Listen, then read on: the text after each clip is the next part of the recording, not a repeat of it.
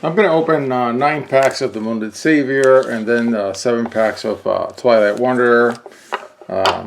It's recovery weekends after the pandemic for the US, at least for North America. So now we have errands, and so the days are different than they used to be. Used to be that I could come in here, do pack cracks all Saturday morning, but I don't know. I'm happy that the pandemic is over. So if it means that I have broken up pack cracking days, I don't think that's the biggest deal in the world. So yeah, pack cracks, supermarket pack cracks, pool pack cracks. That's what it's going to be like, I think, today. Or at least I'm going to show some decks later on that I have sketched. So Moonlit Savior, I was talking about the relative rarity of packs. It's all relative rarity, I think. Moon, yeah, I want to build more Moon decks. Another staple out of the Moonlit Savior, and yet another staple out of the Moonlit Savior. It's got a lot of common staples for these builds that I'm planning. Oh, cool. Another keeper. And beautiful foil staple. Very nice. Very nice. So I think Two Towers has been established as a rare pack, and I think those boxes typically go for like $300, a little more. Typically, meaning when they do. It's not often that they do, because actually those boxes are rare. And then after that, I think you have Return of the Dragon Emperor, and I haven't seen what those boxes sell for. I should check it out just so that I know. It's kind of interesting. The finance aspect of trading card games is always interesting to me. For the Moon deck, of course, there's machines. I've already built machines almost complete, ready to go, but I'm going to wait until later to do it because I'm still going sequentially, set by set, through Grimm, starting with Moon Priestess Returns.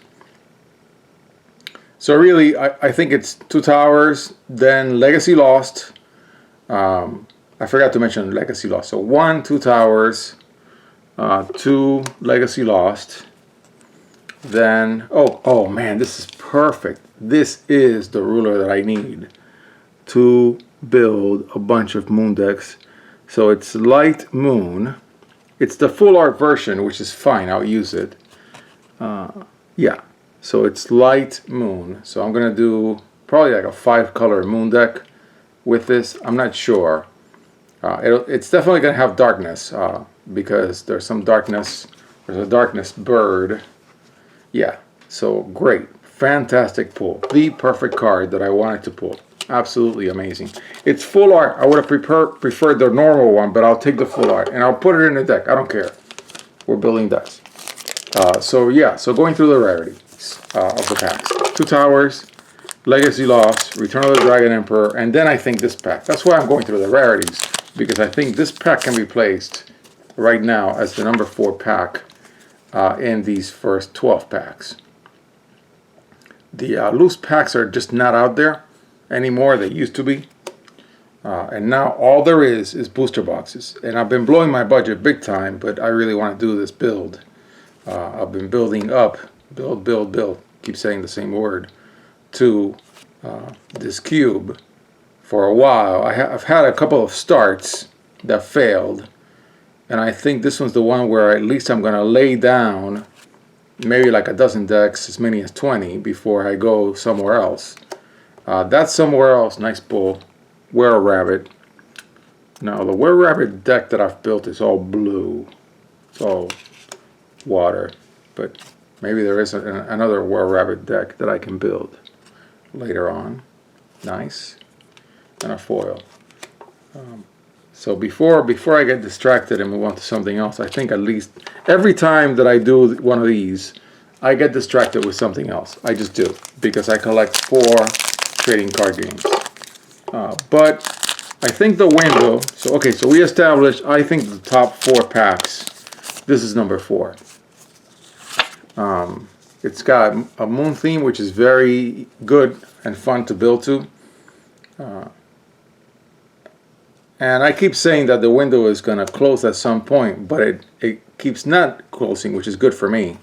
And I don't really care. I mean, I just don't want to get to the point where I wake up one morning and what happened to me with Excel. This is one of the cards that I want to build to.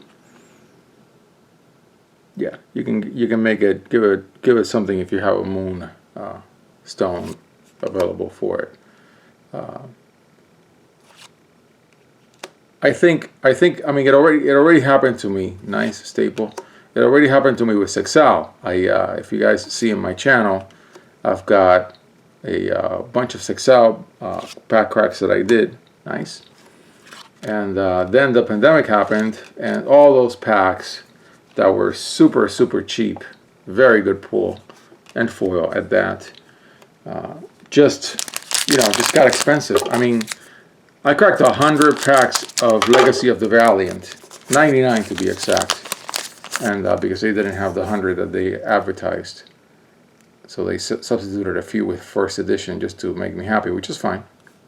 More moon, and now all those packs are expensive, like really expensive. $4 or $5 packs that I paid like $1 or $2 for. Not sure that that's going to happen to Force of Will, because Yu-Gi-Oh is very different. It's one of the big three established. It'll always be one of the big three. Even as perhaps, which I forecast, at some point, trading card games will be like stamps. It's a hobby for older people. Right now, those people are still young, so that hasn't happened yet. Nice, very nice pull, very cool. Yeah, look at that. So, okay.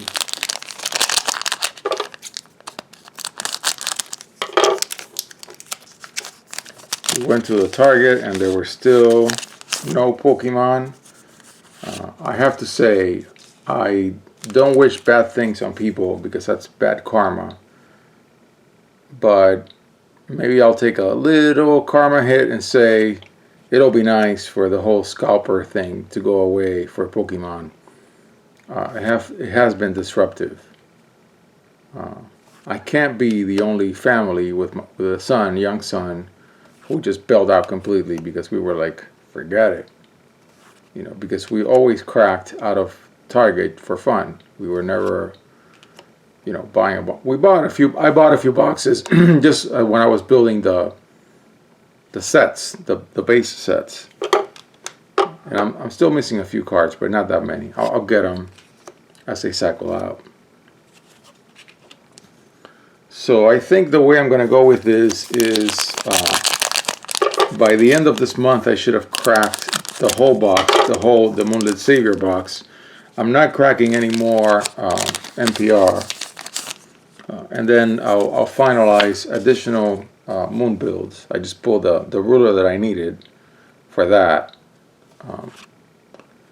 I don't think I have pulled the Kaguya from Return of the Dragon Emperor, have I?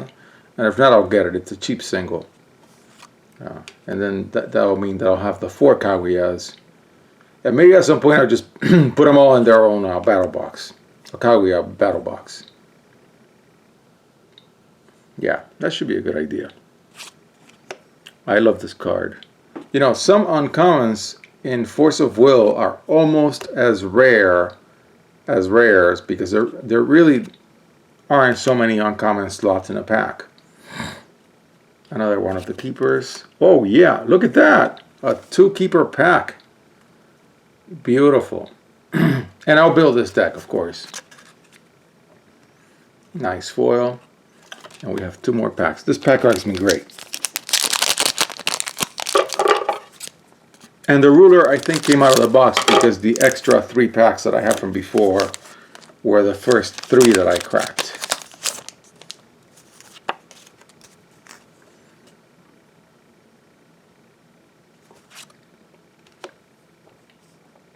So yeah, it's looking like NPR based decks, moon themed decks.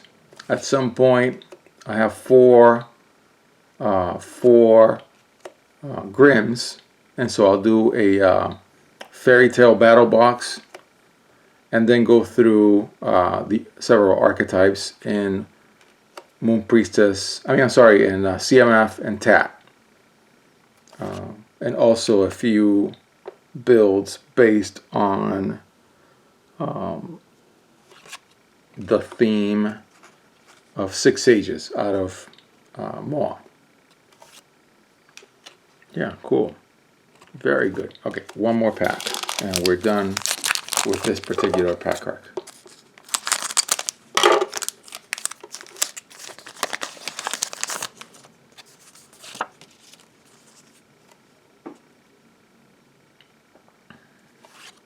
Oh yeah, a Ruck Egg. First one.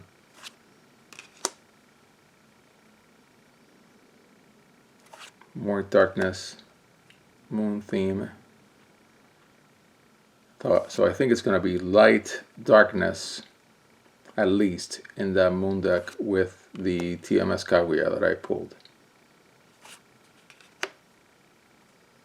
I may even build it this weekend. I'm not sure. We'll see. We'll see how it goes. Do like an early sketch build. Crate. Another one. Not foil. Regular. Don't know how it'll go, but I'll probably try it. I've got the sleeves. I finally have sleeves. Okay, so that was 9 packs of the Moonlit Savior, and I have really good pulls. I mean, I'm not even going to mention these. Yeah, 2 keepers, several special stones. This one's a good pull. And Izanagi. Yeah, these packs were loaded with value. Foil, yeah, 3 keepers. Look at that. So let me see what keepers I got. Okay, so I got a 1 present and 2 future.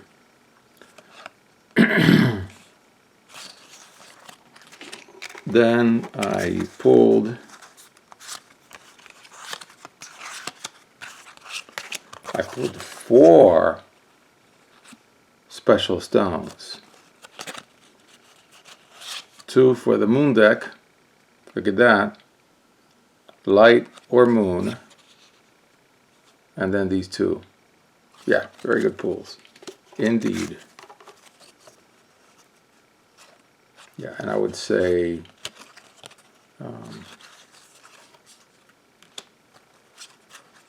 these are the finale cards.